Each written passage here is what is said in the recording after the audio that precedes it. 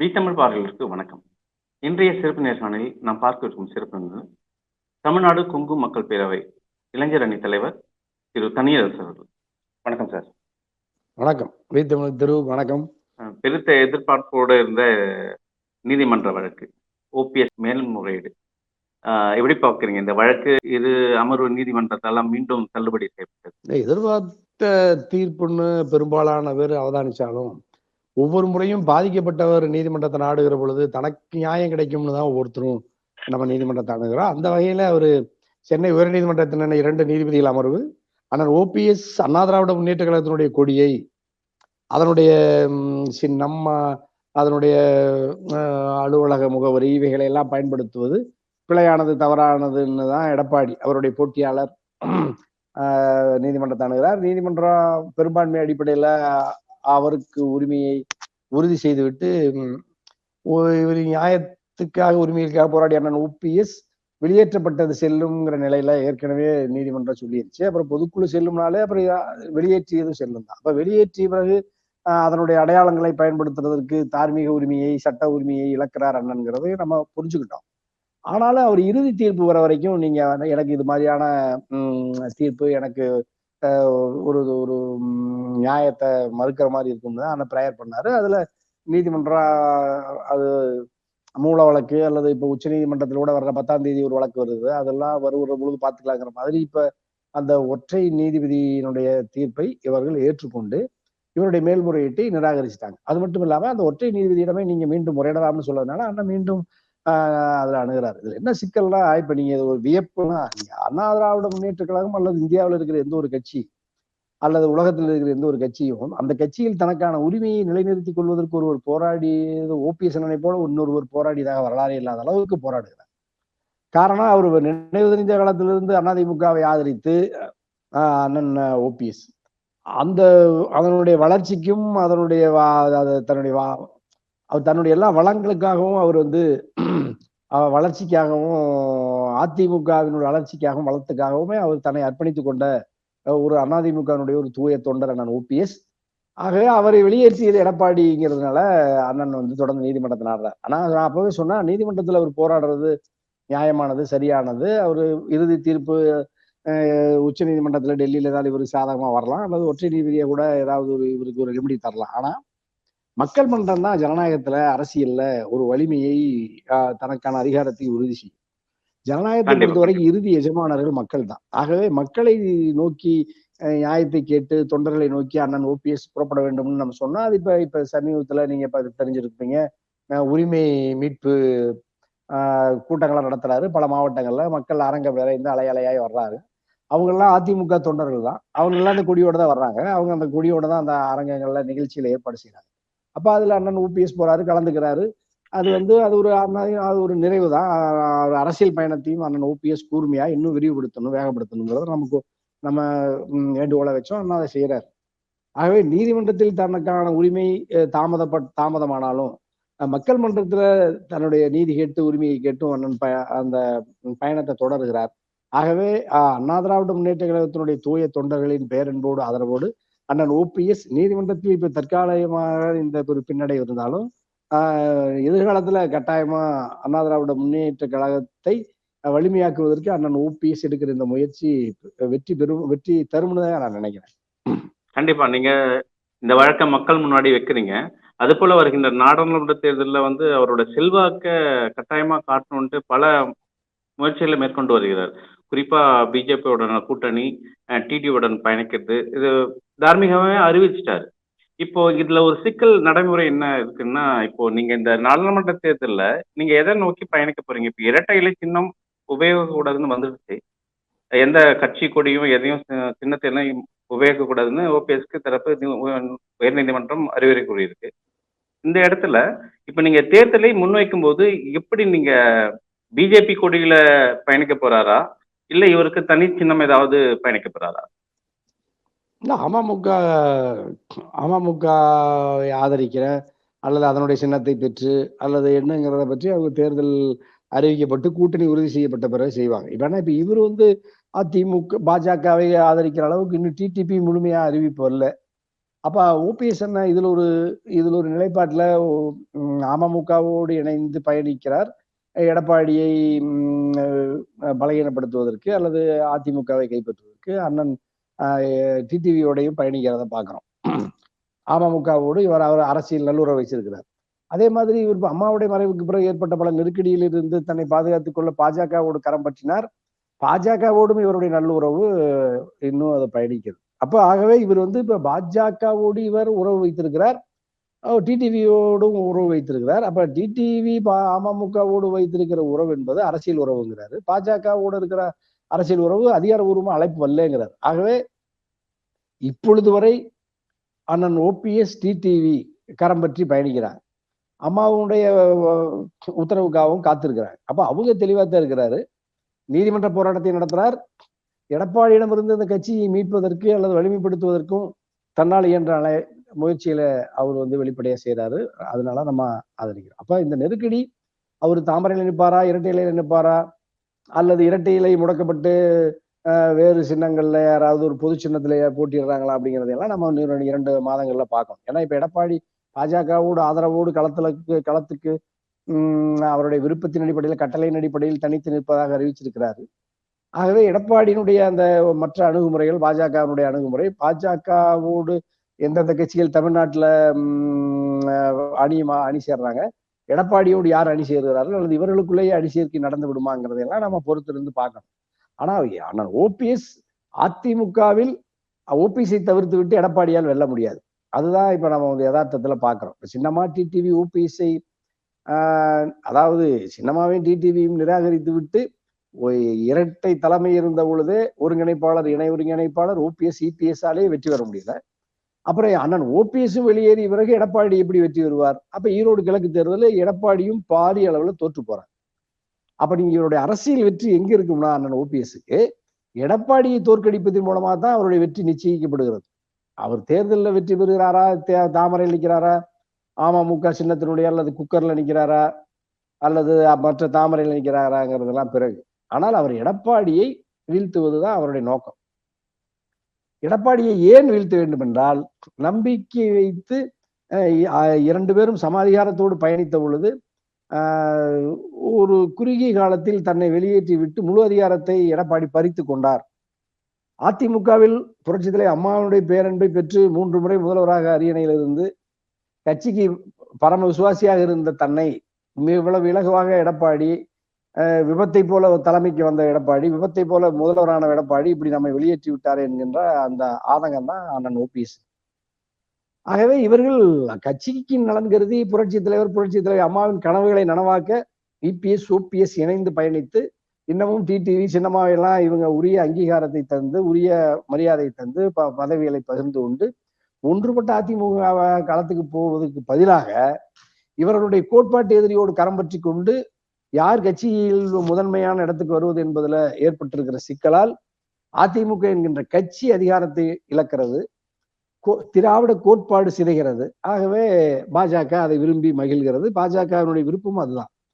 அப்ப பாஜக அவர்கள் எண்ணியது இங்க நடந்து வருகிறது. ஆகவே அவர்களுடைய விருப்பத்திற்கு மாறாக இவர்கள் அவர்களோடு நட்பு பாராட்டுவதுதான் தமிழ்நாட்டு அரசியலில் இதுவரை இல்லாத அளவிற்கு ஒரு நெருக்கடியான சூழல் தமிழ்நாட்டு அரசியல் ஏற்பட்டிருக்கிறதுங்கிறத நம்ம அரசியல் அவதானிகள் அவதானிக்கிறாங்க. நானும் அப்படிதான் பாக்குறேன். ஆகவே ஒன்றுபட்ட அதிமுக இவர்களுக்குள் ஒன்று சேர்ந்து கொண்டு கோட்பாட்டு எதிரி பாஜகவை வீழ்த்துவதுதான் அதிமுகவின் எதிர்கால ஆரோக்கியமான வளர்ச்சிக்கு துணை போகுங்கிறதுனால அப்ப அவர்களோடு 10 ஆண்டுகள் தனியரசு கூட்டணியில் இருந்து பயணித்த அந்த அடிப்படையில், அந்த நட்பு, அந்த உறவு அடிப்படையில் இப்பொழுதும் நான் ஒன்றுபட்ட அதிமுகவாக வலிமை பெற வேண்டும், அதற்கு இவர்கள் இணங்கி அரசியலை முன்னெடுக்கணுங்கிறதையா என்னுடைய விருப்பம். அதிமுக என்ற சதுரங்க ஆட்டத்துல காய்கள் பலமாக வேகமாகவும் நகர்த்தப்பட்டிருக்கு. நீங்க குறிப்பிட்ட மாதிரி எடப்பாடியை வீழ்த்துவதே உங்க லட்சிய பயணமா பயணிக்கிறாரு ஓபிஎஸ். இந்த ஆட்டத்துல ஒரு பல திருப்பு முனைகள் அமைய எதிர்பார்க்கலாம். இப்போ சமீப காலம் நாட்களுக்கு முன்னாடி நடந்த எஸ்டிபிஐ மாநாடு, எடப்பாடி அவர் சொன்ன மாதிரி ஜெட் வேகத்துல நாங்க பயணிக்க போறோம்னு அவர் குறிப்பிட்டாரு. அது போலவே இந்த எஸ்பிஐ மாநாடும் அமைஞ்சிருக்கு. அந்த எடப்பாடிக்கு அந்த வரவேற்பை பார்த்தீங்கன்னா ஒரு அதிமுக மாநாடு போல நடந்தது. எப்படி பாக்குறீங்க அந்த மாநாட்டை? இல்ல இல்ல எனக்கு ரொம்ப அதுல எல்லாம் வேண்டியவங்க தான். என்னுடைய நட்பு இயக்கம் தான் எஸ்டிபிஐ. நான் அதுல அந்த தலைவர்கள், கண்ணியமானவர்கள், ரொம்ப நான் நேர்மையா அரசியல் செய்யக்கூடிய ஜனநாயக ஆற்றல் சக்தி தான். சிறுபான்மை மக்களினுடைய நம்பிக்கை பெற்ற ஒரு இயக்கம்ங்கிறதுல எனக்கு மாற்று கருத்து இல்லை. ஆனா அவர்கள் எடப்பாடியை, பாஜகவில் இருந்து வெளியேறிய எடப்பாடியை அவர்கள் வந்து இஸ்லாமிய அல்லது சிறுபான்மை மக்களினுடைய ரட்சகர் அல்லது காப்பாற்றுவார் அல்லது அவரை எதிர்த்து களத்துக்கு வந்துட்டாருங்கிற மாதிரியான அந்த பார்வை பிழையானது, தவறான. மக்கள் முன்னாடி அங்க விமர்சனங்கள் என்ன வைக்கப்பட்டதுன்னா, அது எஸ்டிபிஐ மாநாடா இல்ல அதிமுக மாநாடா? சிறுபான்மையினர் அங்க கூட்டத்துல ஆளே காணோம். முழுக்க முழுக்க அதிமுக தொண்டர்கள் மட்டும்தான் இருந்தாங்க அங்க அப்படின்னு ஒரு முன்வைக்கிறேன். இல்ல, அதிமுக தொண்டர்கள் ஒரு எதிர்க்கட்சி தலைவர் தன்னுடைய கட்சியினுடைய பொதுச் செயலாளர் வர்றதுனால போறாங்க. அது நிறைய அவங்க இணைந்து அந்த வலிமையா அந்த மாநாட்டை வலிமை சேர்ப்பதற்கு, மெருகூட்டுவதற்கு அதிமுக பெரும் உதவி புரிந்ததுங்கிறதுல நமக்கு மாற்று கருத்து இல்லை. எல்லாம் அது நாடறிந்து விடயம்தான். தன்னுடைய பலத்தை வெளிப்படுத்துவதற்காக திரு எடப்பாடி அவர்கள் இது போல சூழ்ச்சிகளை கையாளாததான். இல்ல, எடப்பாடி சூழ்ச்சிகளை கையாளல, பாஜக சூழ்ச்சியை கையாளுகிறது. பாஜகவின் சூழ்ச்சி என்னன்னா, திராவிட முன்னேற்ற கழகத்தை வீழ்த்துவதற்கு, அதனுடைய அணியை வீழ்த்துவதற்கு, அதனுடைய அணிக்கு சிந்தாமல் சிதறாமல் ஒரு 15 விழுக்காடு வாக்குகள் மிக இலகுவாக இஸ்லாமிய கிறிஸ்துவ வாக்குகள் திமுக அணிக்கு போகுது. அதை தடுப்பதற்கு ஒரே வழி எடப்பாடியை தனித்து களத்தில் நிறுத்துவது.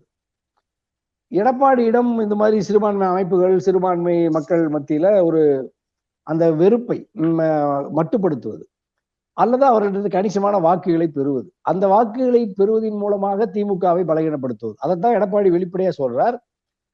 பாஜகவிலிருந்து நான் வெளியேறிட்டேன், இஸ்லாமிய இயக்கங்கள்லாம் என்னை ஆதரிக்க துவங்கிட்டாங்க, திமுக தலைவருக்கு ஸ்டாலினுக்கு தூக்கம் வருவதில்லை, அப்ப திமுகவை நாங்கள் வீழ்த்தி விடுவோம் அப்படின்னு சொல்றாரு. அப்ப திமுகவுடைய வாக்குகளுக்கு, திமுகவுக்கு செல்லுகிற வாக்குகளை பெறுவதற்காக நான் அதிமுகவிலிருந்து, அதாவது பாஜகவிலிருந்து வெளியேறிக்கிறேன்னு எடப்பாடி சொல்றாரு. தவிர பாஜகவினுடைய தேச விரோத, ஜனநாயக விரோத அத்துமீறல்கள் அல்லது அதனுடைய பாசிச மதவாத கருத்துக்கள், அதனுடைய கொள்கைகள், கோட்பாடுகள் அல்லது மாநில மத்திய உறவு, கூட்டாட்சி, சுயாட்சி, இவைகளின் மீதான பார்வை. இப்ப காஷ்மீர்ல என்ன 370 சிறப்பு அந்தஸ்துல என்ன நடந்துச்சு, அங்க இருக்கிற சட்டமன்றத்தை கலைச்சதுல என்ன பிரச்சனை, அதை 3 மாநிலங்களா பிரிச்சதுல அதிமுகவினுடைய பார்வை என்ன, டெல்லியில மாநில அரசாங்கத்தினுடைய அதிகாரத்தை பறித்து கொண்டது பாஜகவினுடைய அதன் மீதான என்ன பார்வை, எந்த பார்வையும் இல்லை. அது வந்து எடப்பாடிக்கு இதெல்லாம் இதை பத்தி கவலை இல்லை. ஆகவே அவங்க எடப்பாடி வந்து பாஜக விருப்பத்துலதான் தனித்து நிற்கிறார் என்று தெரிந்து இஸ்லாமிய இயக்கங்கள் போய் அவரை ஆதரிப்பது என்பது பாஜகவை நேரடியாக ஆதரிப்பதற்கு இணையானது. என்னன்னா, இப்ப பாஜகவில் இருக்கிற வேலூர் இப்ராஹிமுக்கு மற்ற இவர்களுக்கும் பெரிய வேறுபாடு இல்லாத அளவுக்கு ஒரு சூழ்ச்சி வலையை பாஜக பின்னி, அது எடப்பாடியின் மூலமாக இவர்களை எல்லாம் கவருவதற்காகத்தான் பாஜக அனுப்பிய ஆள் தான் எடப்பாடி. ஆகவே அதுல பாஜகவினுடைய தந்திரம், சூழ்ச்சி, வியூகம் அல்லது ராஜதந்திரம் எது வேணாலும் வச்சுக்கங்க, அது வெற்றி பெற்று இருக்கிறது. அவர்கள் எடப்பாடி என்ன சொல்றாரு, பாஜகவை தோற்கடிக்க வேண்டும் என்று ஒரு வார்த்தை கூட பேசுறதில்லை. நடக்க போறது நாடாளுமன்ற தேர்தல். அவர் சொல்லுகிறார், திமுகவை வீழ்த்துவது மட்டும்தான் என்னுடைய ஒரே குறிக்கோளுங்கிறார். பாஜக என்ன சொல்லுது, கழகங்கள் இல்லாத தமிழ்நாடு, திராவிடத்தை அழிக்கணும், அதனால திமுகவை ஒழிக்கணுங்கிறது தான் பாஜகவினுடைய ஒரே முழக்கம். அப்ப இப்ப பாஜகவின் முழக்கம், எடப்பாடியினுடைய முழக்கம், எடப்பாடியோட கைகோர்த்து கொண்டிருக்கிற இவர்களும் போய் 2 பேரும் திமுக எல்லாரும் சேர்ந்து அழிச்சாங்கன்னா இந்தியாவில் வேற யாரு ஜனநாயகத்தை பத்தி பேசுறது? பாஜகவினுடைய கருத்துக்கு மாற்று கருத்தை வைத்திருக்கிற ஒரே அணி இந்தியாவிலேயே தமிழ்நாட்டில் இருக்கிற அணிதான் அது, திமுக அணிதான் அது. அந்த திமுக அணியை வீழ்த்துவதற்கு எடப்பாடியை நம்பி இவர்கள் கரம் பற்றுவது என்பது இவர்கள் நேரடியாகவே பாஜக RSS ஆதரிப்பதற்கு இணையானது. அதனாலதான் நான் சொன்னேன், வேலூர் இப்ராஹிமுக்கும் இவர்களுக்கு எந்த வேறுபாடும் இல்லாம போறாங்களேங்கிறது தான் வருத்தம், வேதனை. ஆகவே பாஜகவினுடைய திட்டம் வெற்றி பெற்றிருக்கிறது. எடப்பாடி அந்த வேலையை அவர்களுடைய சொற்படி செய்கிறார். அதற்கு இந்த சூழ்ச்சிக்கு சிறுபான்மை மக்கள் கணிசமான பேர் இரையாகிறார்கள். அதிலிருந்து அவர்கள் விழித்து கொண்டு கவனமாக எச்சரிக்கையா இருக்க வேண்டும் என்பது தனியரசுடைய பார்வை, வேண்டுகோள். அந்த மாநாட்டுல ஒரு பல முக்கியமான கோரிக்கைகளும் சரி, விவாதங்களும் சரி முன் வச்சார். அதை குறிப்பா ஓபிஎஸ் மேல ஒரு கடுமையான குற்றச்சாட்டெல்லாம் சாடினாரு. துரோகி ஓபிஎஸ் அப்படின்லாம் பேச்சு எல்லாம் அடிபட்டது. இப்போ சிறுபான்மையினர் மக்களுக்கு எதிராக ஒரு சிஏ சட்டத்துக்கு நான் ஓட்டு போட்டதுக்கு காரணமே ஓபிஎஸ் தான். இல்லைன்னா அந்த முடிவை நான் எடுத்திருக்க மாட்டேன் அப்படின்னு பழிய ஓபிஎஸ் மேல போடுறாரு. இல்ல, அப்படின்னா நீங்க பழைய ஓபிஎஸ் மேல போட்டா இல்ல ஓபிஎஸ் ஆக்சுவலி என்ன சொல்றபடிதான். நடுவுல 2 பேருமே ஒண்ணா தான் பயணிச்சாங்க. ஒருங்கிணைப்பாளர், துணை ஒருங்கிணைப்பாளர் 2 பேருமே பயணிக்கும்போது தான் இந்த சிஏஏ ஆக்டே வந்தது இல்லையா? சரி, அப்படி பார்த்தா ஓபிஎஸ் தானே பாஜக ஆதரிக்கணும். இப்படி சிஐஏ குடியுரிமை திருத்த சட்டத்திற்கு தனக்கு அதிமுகவின் ஆதரவை பெறுவதற்கு எடப்பாடியை விட ஓபிஎஸ் தான் பெரிதும் உதவினார்னு பாஜகவுக்கு தெரியாதா? இன்னொன்னும் குறிப்பிட்டாருங்க. அதாவது சிறுபான்மை மக்களை அரண் போல காக்கிறது அதிமுக. அப்படி காக்கும் பட்சத்துல அங்க சிஏக்கு வாக்களிக்கிறது நியாயமற்றது இல்லையா? இல்ல, எப்படி இவர் அரண் போல காப்பாத்துறாருன்னா, வெளியேறி ஓடி விடாமல், தப்பித்து விடாமல், அவர்கள் வெளியேறி விடாமல் இவர் அரணா காத்திருந்து பாஜகவின் வலைக்குள்ள போய் சிக்க வைப்பதற்கு அதுக்கான அரணாக இருக்கிறார் எடப்பாடிங்கிறத அவரே ஒத்துக்கிறார். வேற ஒண்ணும் இல்லை. எடப்பாடி இவர்கள் வேறு ஜனநாயக ஆற்றல்களோடு மாற்று கருத்துக்களை உள்வாங்கி கொண்டு இவர்கள் களத்துக்கு வெளியே நிற்காம பாஜகவினுடைய கட்டுப்பாட்டுக்குள், அதனுடைய வலைக்குள் இவர்களை வீழ்த்துவதற்கு நான் அரணாக இருந்து செயல்படுவதுங்கிறது தான் எடப்பாடியுடைய கூற்று. எந்த இடத்துலயாவது பாஜகவை அதனுடைய கோட்பாடு அல்லது அதனுடைய கொள்கை, அதனுடைய சித்தாந்தங்கள் நாட்டுக்கு எதிரானது, மக்களுக்கு எதிரானது, தமிழ்நாட்டு அரசியலுக்கு எதிரானது, திராவிட கருத்தியலுக்கு எதிரானது, அது சமத்துவத்தை, சமூக நீதியை, தமிழ் இனம் மொழி பற்றை அது சிதைக்கிறது. அது மாநிலத்தில் கூட்டாட்சி, மாநிலத்தில் சுயாட்சி, மத்தியில் கூட்டாட்சி தத்துவத்தை அது ஏற்கவில்லை. அது பிராந்திய தேசிய மொழிகளை ஒழித்துவிட்டு ஒற்றை மொழியை ஆட்சி அதிகாரத்துக்கு கொண்டுவதோ எத்தனிக்கிறது.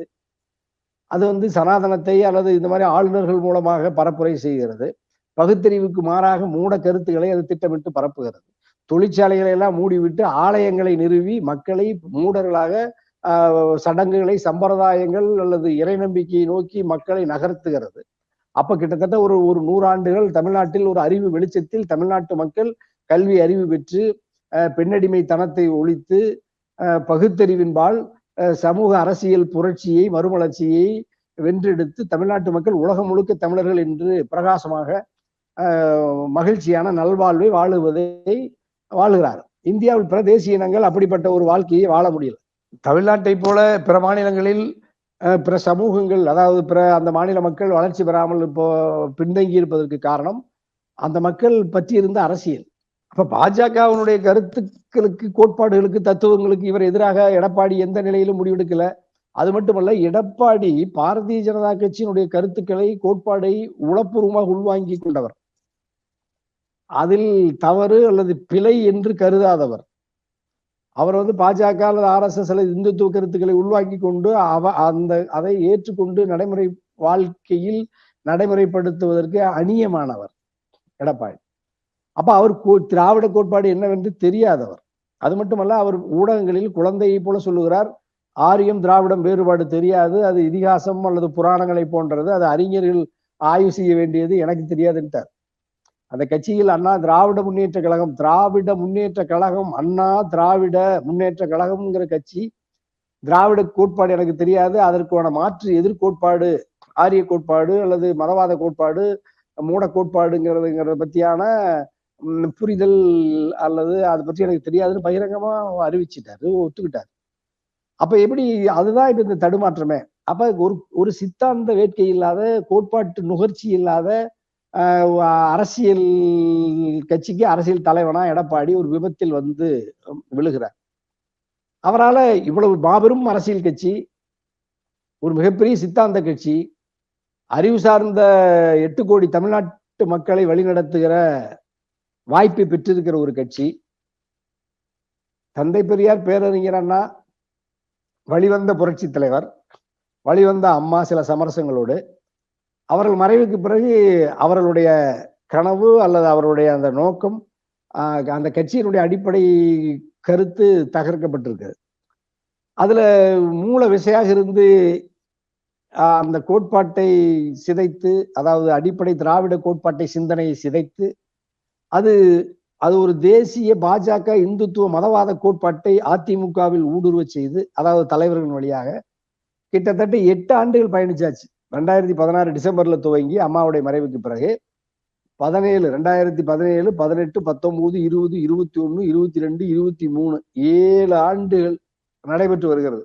இப்ப 7 ஆண்டுகளாக இவர்கள் பாஜகவோடு இந்துத்துவ அமைப்புகளோடு கரம் பற்றி இவர்கள் பயணித்து அந்த அந்த உறவில் ஒரு மிகப்பெரிய திராவிட கருத்து சிதைவு இங்கே நடந்து போச்சு. அவர்கள் அவர்களுடைய இந்துத்துவ கருத்தை இவர்களுக்குள் ஊடுருவ செய்து விட்டார். ஆகவே எடப்பாடி அதை விரும்பி எடப்பாடியோ தங்கமணியோ வேலுமணியோ இவர்கள் எல்லாம் அந்த கருத்தை ஏற்றுக்கொண்டு விட்டார்கள். இவர்கள் திராவிட கருத்தை நிராகரித்து அதை வீழ்த்துவதற்கு இவர்களே துணை போகிறார்கள் அல்லது விரும்புகிறார்கள். அதுதான் இப்ப அதனாலதான் நம்ம அதிமுக எடப்பாடியுடைய அதிமுக அல்லது இப்ப இருக்கிற அதிமுகவை தனியரசு தான் சொல்றேன். அது ஒரு பரிவார அமைப்புகளில் ஒரு அமைப்பு, அவ்வளவுதான். நீங்க அதை ஒரு தனி கட்சியா பார்க்கவே வேண்டாம். அதான் அண்ணா திராவிட முன்னேற்ற கழகம் என்பது ஒரு பரிவார அமைப்புகள் தான். அதை பரிவார அமைப்புனா பாஜக RSS அமைப்புகளில் எப்படி விசுவந்து தேசத்தை போல பஜ்ரங் தளத்தை போல ஒரு அமைப்பு தான் அதிமுக. அங்க இருக்கிற தலைவர்கள் எப்படி நீங்க இந்து முன்னணிக்கு ராமகோபாலன் இருந்தாரோ அது மாதிரி அதிமுகவுக்கு எடப்பாடி இருக்கிறார், அவ்வளவுதான். அதனாலதான் நீங்க எடப்பாடி நீங்க நாம் எதிர்பார்க்கிற இந்த இருதுருவ திராவிட அரசியல் இருக்குல்ல, திமுக வெர்சஸ் அதிமுக, அது இங்க என்ன நடந்துச்சு?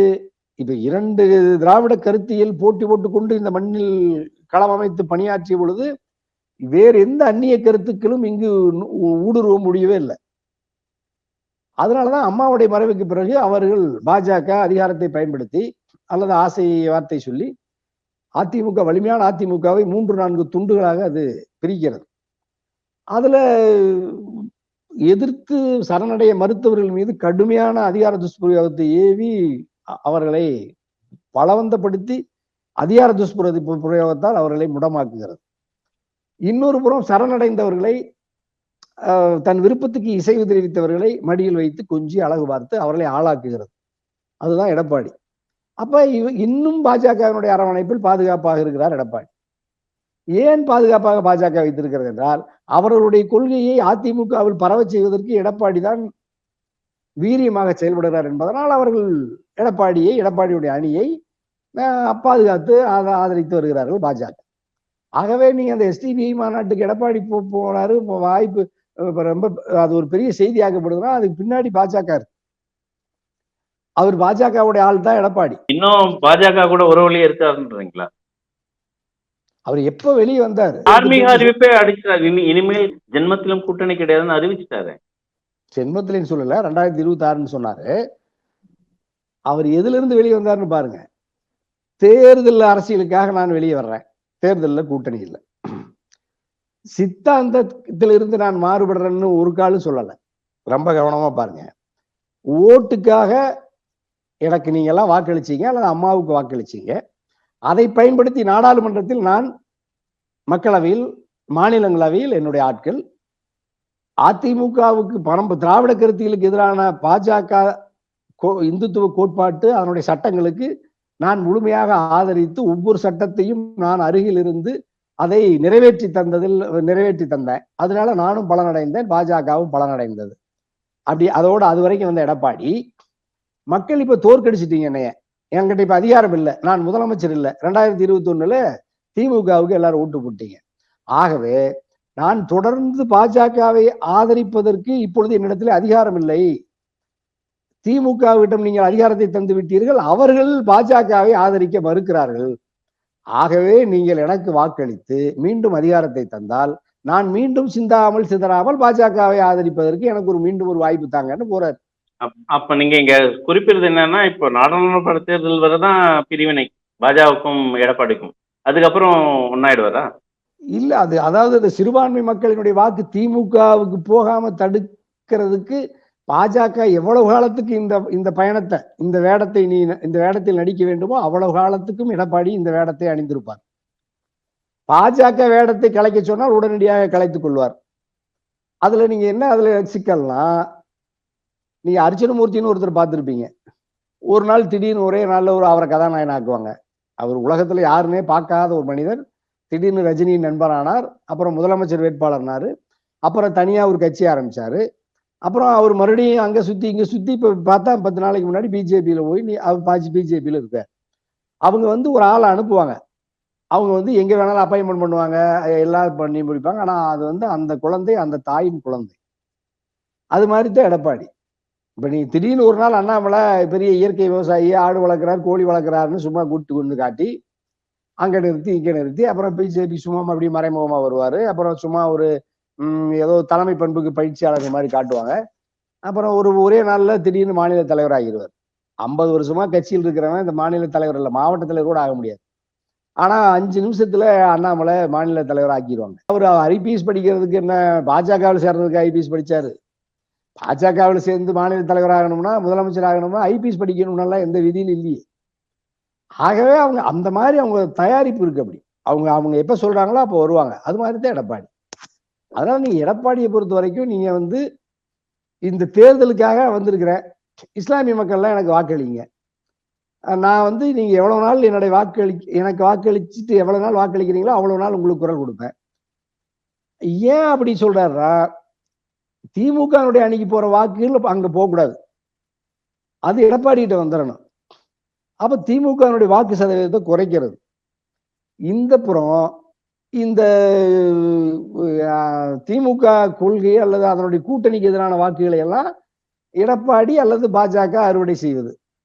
இன்னும் சொல்ல போனா ஒரு கட்டத்துல பாஜக பாரிய வலிமையா ஒரு கூட்டணியை கட்டிக்கிட்டு எடப்பாடியை தனியா நிற்க வைப்பாங்க. இதுக்கு ஒரு உதாரணம் சொல்றேன். 2019 அமமுக அண்ணன் டிடிவியை தனியா நிக்கிற அளவுக்கு நெருக்கடி வந்துச்சு, அல்லது நான் நின்னாரு. அப்ப யார் ஆதரிச்சான்னு நினைக்கிறீங்க? எஸ்டிபி மாதிரி அமைப்புகள் 1, 2 ஆதரிச்சாங்க. என்ன நிலைமை வந்துச்சு? டிடிவி என்னாரு, அந்த கூட்டணியில் இருந்தவங்க என்னானாங்க? அதே நிலைமை தான் இப்ப எடப்பாடியை உருவாக்க போறாங்க. இது எடப்பாடிக்கு தெரியும். அதுக்காக எடப்பாடி வருத்தப்படலை. ஏன்னா எடப்பாடிக்கு இதுல ஒன்றும் நஷ்டம் இல்லை. எடப்பாடிக்கு இதுல என்ன வருத்தம் நஷ்டம்? உத்தரவு வருகிறது, இவர் வேலை செய்கிறார், அவ்வளவுதான். ஆகவே இது பெரிய சூழ்ச்சி அல்லது அவர் நீங்க அது இதுல எல்லாம் கூட நீங்க பாருங்க, உலகத்திலேயே ஒருத்தர் தோத்து போன பிறகு கூட சிரிச்சுக்கிட்டே இருக்கிறத நீங்க எடப்பாடி தவிர யாரையும் பார்க்க முடியாது. அதை விட நீங்க 8 தேர்தலில் தோத்தாலும் அவர்கள் ஆடி பாடி மகிழ்ந்து மாநாடுகள் எப்படி நடத்துறாங்க? திமுக மாநாடு நடத்துது, ஆளுங்கட்சியில அழுதுகிட்டு வந்திருக்காங்க, பாவமா இருக்கு, பயந்து கிடக்குறாங்க. ஆனா எதிர்கட்சி மாநாடு நடத்துறாங்க, வேலுமணி தங்கமணி எல்லாம் சலங்கை கட்டி எல்லாம் கும்மி அடிச்சு எப்படி ஆடி பாடி மகிழ்ச்சியா இருக்கிறாங்க. எப்படி நடக்குது? எப்படி அது முடியுது? நாம் தோற்கடிக்கப்பட்டு விட்டோம், ஆட்சி அதிகாரம் நம்மகிட்ட இல்லையேங்கிற வருத்தமே இல்லை. எல்லாரும் மகிழ்ச்சியா இருக்கிறாங்க. என்ன காரணம்? நீங்க மகிழ்ச்சின்னு வெளிப்படுத்துறீங்க, ஆனா அவரு அந்த மாநாட்டுல ரொம்ப வேதனையா ஒரு வார்த்தையை குறிப்பிட்டாரு. என்னை எதிர்கட்சியிலும் சரி, ஓபிஎஸ் அணியும் சரி ஏளனம் செய்யறாங்க. தவழ்ந்து தவழ்ந்து ஊர்ந்து ஊர்ந்து தான் போயிட்டு இந்த பதவியை வாங்கினேன் அப்படின்னு சொல்றாங்க. அடிமட்ட தொண்டன் வட்டம் மாவட்டம் இப்படி முன்னேறி தான் நான் இந்த நிலைமைக்கு வந்திருக்கேன் அப்படின்னு ரொம்ப வேதனையா குறிப்பிடுறாரு. இல்ல, இப்ப அவர் அடிமட்டத்திலிருந்து இந்த இடத்துக்கு வர்றதுக்கு அவர் என்ன கட்சிக்காக என்ன உழைத்தார், என்ன தியாகம் செய்தார்னு ஒரு வார்த்தை சொல்ல சொல்லுங்க. ஓபிஎஸ்ஆ சின்னம்மா டிடிவி அவங்களெல்லாம் விட்டுருங்க, அம்மா தலைவரை எல்லாம் விட்டுருங்க. இவர் வந்து அங்கிருந்து உழைச்சு வந்தார்ல, என்ன உழைச்சு வந்தாருன்னு சொல்லுங்க. ஏதாவது உழைப்பு அல்லது தன்னுடைய எதை செலவழித்து இவர் இந்த இடத்துக்கு வந்தாருன்னு மட்டும் சொல்லுங்க. கட்சிக்காக அர்ப்பணிச்சவங்க வாழ்க்கையெல்லாம் எடப்பாடி வாழ்க்கை மாதிரி பிரகாசமா இருக்கா? அவர் கூட அந்த கிளையில் இருக்கிறவங்க எல்லாம் முதலமைச்சர் ஆயிட்டாங்களா? அப்ப அவங்க எல்லாம் அர்ப்பணிப்பு இல்லையா? அவர் சொல்ற அந்த சேலம் நெடுஞ்சாலைத்துறை நகர்லயோ அல்லது அவர் சொல்ற சிலுவம்பாளையத்திலேயோ அவர் கூட அர்ப்பணிப்புணர்வோட கட்சிக்கு பணியாற்றிய பல்லாயிரக்கணக்கான தொண்டர்கள் எடப்பாடியில் இல்லையா? அவர்களே என்ன ஆனாங்க? எப்படி இவர் மட்டும் இந்த அளவுக்கு வந்தாரு? அதனால இவருக்கு ஏதாவது இவருக்கு பின்னடைவு ஏற்பட்டு, இவருக்கு ஏதாவது சிறைக்கு போய் வழக்குகளை பெற்று அல்லது உடல்நலக்குறைவு ஏற்பட்டு அங்கங்களை இழந்து, உயிரை இழந்து, சொத்தை இழந்து, சுகத்தை இழந்து, அப்படியெல்லாம் ஏதாவது தியாகம்னா நீ அர்ப்பணிப்புட எதை அர்ப்பணிப்புன்னு சொல்றீங்கன்னு தெரியல. கட்சியில சேர்ந்த நாள்ல இருந்து மகிழ்ச்சியும் செல்வமும் புகழும் பெருகி கொண்டே வருகிறதுனா அது யார் அதை விட்டுட்டு போவா? அதுல ஏதாவது அதுல நெருக்கடி வரும் பொழுது ஒருத்தர் இருந்தானா தான் ஒரு தகுதியான ஆள்னு சொல்லலாம். அவங்க நெருக்கடியே வரலையே, அந்த கட்சி தான் ஆண்டுது. ஒரு ஆண்ட கட்சியில் அதிகாரத்தில் நீண்ட காலம் நீடித்திருப்பதுக்கு பேர் தியாகமா அர்ப்பணிப்பா? சொகுசான வாழ்க்கையில தான் பயணிச்சுக்கிறேன்னு சொல்றீங்க. இல்ல, சொகுசெல்லாம் விட்டுருங்க. என்ன கஷ்டம்ங்கிற நான் சொகுசா இருக்கிறாரா இல்லையா பாவம், அதை பத்தி இல்லை, எனக்கு ரொம்ப வேண்டியவர் நல்ல மனுஷன் தான். தனிப்பட்ட முறையில நல்லவர். கொள்கை, சித்தாந்தம், லட்சியம், என்ன தத்துவத்தை அவர் அவர் வந்து தழுவி நிற்கிறாருங்கிறதான பார்க்கணும். ஆகவே அவர் வந்து அவ்வளவு பெரிய ஒரு கட்சிக்கு தலைவனா அதை வழிநடத்துகிற வாய்ப்பை பெற்றிருக்கிற எடப்பாடியிடம் கருத்து இல்ல. ஓபிஎஸ் அவர்கள் நேரடியாகவே வாங்க நம்ம ஒன்றிணைஞ்சு பயணிக்கலாம்னு அறிக்கையை கொடுக்குறாரு. இப்போ டிடிவி நானும் போறோம், நீங்களும் வாங்க, நம்ம எல்லாமே ஒன்றிணைஞ்சாதான் எதிரியை வீழ்த்த முடியும்னு நல்லா அறிக்கையை கொடுத்து பேசுறாரு. எடப்பாடியால ஏன் அதை ஏத்துக்க முடியல, ஏன் ஜீர்ணிக்க முடியல, ஏன் ஒண்ணு கூட அவர் தயங்குறாரு? அவருக்கு வெறும் அந்த கட்சி பாகுபாடுல வெறும் ஓபிஎஸ் மட்டும் தான் எதிரியா இருக்காரா? உயர்நீதிமன்றத்துல கூட வழக்கு எப்படின்னா, ஓபிஎஸ் தவிர மற்றவங்க எல்லாம் கொடி சின்னம் தான் யூஸ் பண்ணிக்கலாம், கரை வெட்டி கட்டிக்கலாம் எல்லாம். ஆனா ஓபிஎஸ் மட்டும் அதை செய்யக்கூடாது அப்படின்னு குறிப்பிடுறாங்க. இல்ல, அவருதான போட்டியாளர், அவருதான ஒருங்கிணைப்பாளர், அவருதான துணை முதல்வர், அவருதான தர்ம யுத்தத்தை நடத்தினாரு. அப்ப தனக்கு போட்டியா இருக்கிற தகுதியுள்ள ஒரே நபர் கட்சிக்குள்ள அண்ணன் ஓபிஎஸ் தான். டிடிவி ஏற்கனவே வெளியே போயிட்டாரு. அதுவும் பயப்படுறதா? ஓபிஎஸ் உள்ள வந்தா அவரோட பதவிக்கு ஆபத்துன்னு பயப்படுறதா? இல்ல, இப்ப பதவிக்கு ஆபத்துனா இந்த பதவியினால அவங்களுக்கு என்ன பயன்னு முதல்ல தெரியணும்ல. எதுக்காக பதவி? ஒரு எதிர்க்கட்சி தலைவராக இருந்தாலும் சரி, ஒரு முதலமைச்சர் ஒரு வேட்பாளராக நின்னாலும் சரி, அது ஒரு கௌரவம் தானே. அந்த பதவின்றது கிடைக்காது இல்லையா யாருக்குமே. இல்ல, இப்ப கௌரவத்துக்காக முதல்ல பதவிக்கு வர்றதே தவறாச்சே. அது ஒருத்தர் புகழுக்காகவும் கௌரவத்திற்காகவும் நான் அந்த பதவியை அடைய விரும்புகிறேன்னு சொல்றானே, அது சுயநலம் தானே. எல்லாருக்கும் அந்த எண்ணங்கள் இருக்கு இல்லையா? ஒரு பெரும்பான்மை மிக்க கட்சி, இப்ப சின்ன கட்சியெல்லாம் உடனே வந்து முதலமைச்சர் வேட்பாளர் இடத்துல உட்கார முடியாது. ஒரு திமுகவோ அதிமுகவோ நினைச்சாதான், இந்த 2 கட்சிகள் நினைச்சாதான் தமிழகத்துல ஒரு முதலமைச்சரை நிர்ணயிக்க முடியும். அது அந்த இடத்துல இந்த 2 கட்சிகளும் இருக்கு. அப்படின்னா போட்டி இந்த 2 கட்சிகளை மட்டும்தான். இப்ப பாஜகவுல இருந்து முதலமைச்சரா வந்து உட்கார முடியாது அவ்வளவு வேகத்துல. இப்ப போட்டி யாருக்குன்னா திமுகவுக்கும் அதிமுக மட்டுமே போட்டி. இந்த போட்டியில அதிமுக தலைவராக இருக்கவங்க மட்டும்தானே, திமுக தலைவர்கள் மட்டும்தானே எங்க முதலமைச்சர் வேட்பாளராக உட்கார முடியும். ஒண்ணும் நம்ம தவறு இல்ல. நீங்க சொல்ற இந்த அதிமுக திமுகங்கிறதுக்கு பின்னணியில அந்த கட்சிக்குன்னு ஏதாவது கொள்கை கோட்பாடு லட்சியம்லாம் இருக்கிறது உங்களுக்கு தெரியுமா தெரியாதா? ஒரு கட்சி என்பது அது வெறும் கட்சிங்கிற அந்த போர்டில் எழுதுறதல்ல. அதுக்கு பின்னாடி அந்த கட்சிக்கான நோக்கம் இருக்கணும், அந்த அந்த கட்சிக்கான கொள்கை இருக்கணும், அந்த கட்சிக்கான லட்சியம் இருக்கணும், அந்த கட்சிக்கான தத்துவம் இருக்கணும், கோட்பாடு இருக்கணும். அந்த ஒரு கட்சி ஒரு இயங்குகிறதே எதுல இயங்கும் என்றால் அது கோட்பாட்டில தான் இயங்கணும். அதுதான் உலக அரசியலினுடைய நியதி. ஒரு கோட்பாடு இல்லாமல், ஒரு தத்துவம் இல்லாமல் ஒரு கட்சி இயங்குவதே முதல்ல அது பிழையானது. நீங்க வெறும் கப்பல்ல வந்து நகராம, அது வந்து வெறும் கப்பல்ல நீங்க மாலுமையா கோந்துக்கிட்டு ஸ்டேரிங் ஆட்டிக்கிட்டு இருந்தீங்கன்னா, ஒரு ஒரு ஒரு நீங்க ஒரு கப்பல்ல மாலுமியா இருக்கிறீங்க, எந்த துறைமுகத்துக்கு போகணும்னு உங்களுக்கு ஒரு இலக்கு இருக்கணும்ல, அது தேவை இருக்கணும்ல. அது மட்டுமல்ல, அந்த கப்பலை இயக்குவதன் மூலமாக இவர் அந்த கப்பல்ல என்ன சரக்கு ஏத்தி இருக்காரு, அதை எதுக்காக ஏத்தணும், எதுக்காக இன்னொரு இடத்துக்கு கொண்டு போகணும், இந்த நோக்கம் இருக்கும்ல அந்த மாலுமிக்கு, அந்த கப்பலுக்கு, அதை வடிவமைச்சுக்கு, அந்த பயணத்துல பாதையில. இப்ப இவங்க ஒரு கட்சியில் தலைவராகிட்டாருன்னு சொல்றீங்களா, இப்ப தலைவராகிறவங்களுக்குன்னு ஒரு நோக்கம் இருக்கணும்ல, அது என்ன நோக்கம்னு கேட்க. ஆனா பாஜகவை நீங்க அப்படி கேட்க முடியாது. அது பாஜக கட்சி உருவாக்குகிற பொழுது சொல்லுது, நாங்கள் ஆட்சிக்கு வந்தால் 370 காஷ்மீர் சிறப்பு சட்டத்தை எடுப்போம், பாபர் மசூதியை இடித்து விட்டு ராமர் கோயில் கட்டுவோம், சொன்னதை செய்யறாங்கல்ல. பொது சிவில் சட்டத்தை கொண்டு வருவோம், குடியுரிமை திருத்த சட்டத்தை கொண்டுட்டு வருவோம், முத்தலாக் சட்டத்தை ஒழிப்போம் சொல்றாங்கல்ல. கழகங்கள் இல்லாத தமிழ்நாடு நடைமுறைப்படுத்த எத்தனைக்கிறாங்கல்ல, முயற்சிக்கிறாங்கல்ல, பயணிக்கிறாங்கல்ல. இந்தியா ஒரே நாடு எல்லாம் எதை சொன்னாலும் அவங்க அரசியல் கோட்பாடு முன்னிலைப்படுத்தி கொண்டு பயணிக்கிற அந்த கட்சி ஆட்சிக்கு வருது.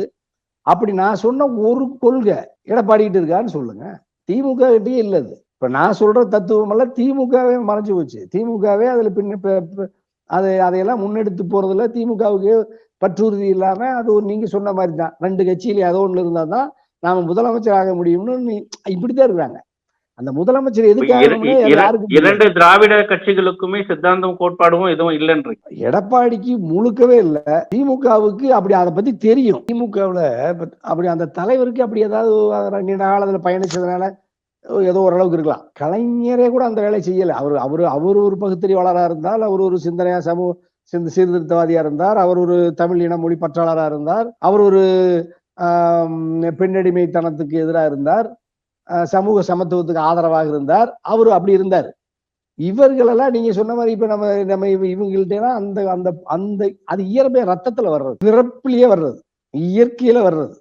இப்ப கலைஞர் ஒரு ஜனநாயகவாதின்னா நீங்க அவர் பிறப்புல வருகிறது, அவருடைய ரத்தத்துல வர்றது.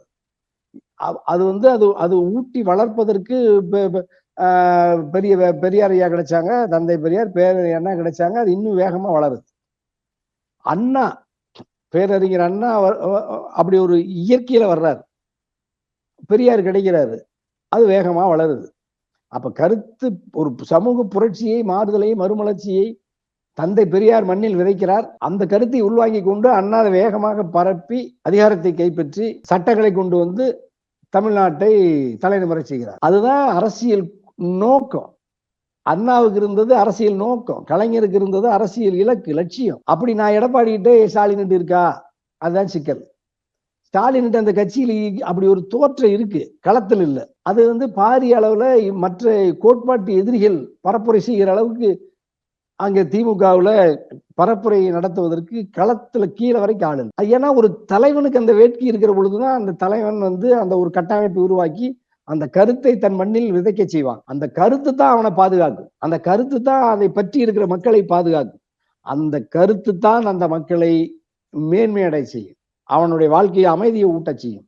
2021 எடப்பாடியினுடைய இந்த போக்கால் ஓபிஎஸ் டிடிவி சின்னமா பிரிந்திருப்பது என்பது, இவர்களுக்குள்ள இந்த கருத்து மோரலோடு தேர்தலை சந்திப்பது என்பது வீழ்ச்சியை தரும். அதிமுக ஆட்சிக்கு வராது, தனித்து திமுக ஆட்சியை கைப்பற்றும் என்று அவர்களோட அணியில் இருந்த பொழுதே சொன்னவன் தனியரசு. நடந்துச்சு. 100 விழுக்காடு தமிழ்நாட்டில் நடைபெறுகிற உள்ளாட்சி மன்ற தேர்தலிலே, நகர்ப்புற உள்ளாட்சி தேர்தலிலே திமுக அணி வெற்றியை பெறும் என்று சொன்ன தனியரசு வெற்றி பெற்றுச்சு. ஈரோடு கிழக்குல கொங்குநாடு கோட்டை, ஈரோடு இடைத்தேர்தல் கிழக்கு அதிமுக ஒற்றை தலைமை எடப்பாடி கைக்கு வந்து விட்டது, அது வெற்றி பெறும் என்று சொன்னார்கள். அது தோற்றுவிடும் என்று சொன்ன, பாரிய அளவில் தோக்கும் சொன்ன சுமார் 70,000 வாக்குகளை எடப்பாடி நட்டலை கொங்கு மண்ணில் ஈரோட்டில் தோத்து போச்சு. அது யார்கிட்ட தோத்துச்சு? சாதாரண கை சின்னத்துக்கிட்ட இரட்டலை தோத்து போச்சு. ஆகவே அது அது வலிமையற்ற நிலையில் இருக்கிறது. அது வந்து ஒரு கருத்தியல் அடிப்படையில் இயங்காத ஒரு பிழைப்புவாத நோக்கோடு தயாரிக்கப்பட்ட இவர்களால் ஒரு பாரிய வலிமையான மக்கள் திரட்சியுள்ள ஒரு கட்சியை, ஒரு பேர் இயக்கத்தை வழிநடத்துகிற தலைமை இல்லாமல் அந்த கட்சி திணறுகிறதுங்கிறத நான் பாக்குறேன். ஆகவே எடப்பாடி இவ்வளவு காலமா அப்படிப்பட்ட நுகர்ச்சி இல்லாம இருந்தா பரவாயில்ல, இனி வேணாத அப்படிப்பட்ட நுகர்ச்சியை உள்வாங்கி கொண்டு அதை பிரகடனப்படுத்தி விட்டு கருத்து வேறுபாடுகளை மறந்து தன்னுடைய கட்சிக்காரர்களை, தன்னை ஆளாக்கியவர்களை, தன்னை நாட்டுக்கு அடையாளப்படுத்தியவர்களை எல்லாம் அரவணைக்கணும், நேரா போய் பேசணும். புரட்சி தலைவர்லாம் அப்படித்தான் பண்ணுவாங்க, அம்மாவே அப்படி பண்ணுவாங்க. எடப்பாடி என்ன அவரை விட உயர்ந்தவரா? அந்த எடப்பாடி நேரா போ, நீ ஓபிஎஸ் போய் பேசு, அண்ணா இது வரைக்கும் ஏதாவது தப்பு நடந்தா மன்னிச்சுக்கலாம், வாங்க நான் வேணா. அம்மா கிட்ட போங்க. பதவி தந்த போது கால் விழுந்து அப்படியே காலில் எல்லாம் எல்லாம் பாதம் மடிஞ்சு வாழ்த்து வாங்கினீங்க, எல்லாம் நன்றியோட அப்படியே உடம்பெல்லாம் ஆடிச்சுத. இப்ப போய் நேரம் அப்படி அப்படி செஞ்சு இப்ப என்ன ஆகி போயிடும்? அதே மாதிரி டிடிவி போங்க, என்ன நடந்தது? கேசிபிட்ட போங்க, அன்வராஜான்கிட்ட போங்க, எல்லாத்தோட யாரை வேணாலும் அரவணைக்கிறதுல இப்ப என்ன சிக்கல்? ஜனநாயகத்துல பதவி வரும்போது பணிவு வரணும் ஒரு ஜனநாயகவாதிக்கு. அதெல்லாம் இப்ப எடப்பாடி கிட்ட வந்துச்சுன்னா எடப்பாடி ஒரு பெரிய அளவுல வருவார். அதனால நம்ம எடப்பாடியா அப்படி ஒரு ஒரு ஒரு கனிந்த ஒரு பண்பட்ட ஜனநாயகவாதியா, ஒரு திராவிட கருத்தியல் கோட்பாட்டுவாதியா எடப்பாடி வருவார், வர வேண்டும் என்று தனியரசு விரும்புறேன். ஆனா எடப்பாடி வர மறுக்கிறார். ஒரு ஜனநாயகவாதியாகவும் வர மறுக்கிறார், ஒரு கோட்பாட்டுவாதியாகவும் வர மறுக்கிறார்னா அவரை நீங்க எப்படி தலைமை ஏற்று அது எப்படி அந்த கட்சி வெற்றி பெறும்? மக்கள் எப்படி வாக்களிப்பாங்க? ஆகவே தோற்கிறார், தோற்கடிக்கப்படுவார். திருந்தினால் வெற்றி பெறுவார். பார்ப்போம். வரும் நாட்கள் இன்னும் பல சுவாரஸ்யமான தகவல் எல்லாம் வந்துட்டு இருக்குது. அடுத்து வர பிப்ரவரி 5 நீதிமன்றத்தால் அமைச்சர்கள் மீதான வழக்கு நிலையில் இருக்கிறதெல்லாம் வெளியே வரப்போகுது. இல்ல வளர்மதி, KKSSR, OPS-ம் அதுல இருக்காரு, பல அமைச்சர்கள் இருக்காங்க. அந்த வழக்கு பிப்ரவரி 5ஆம் தேதி வரப்போகுது.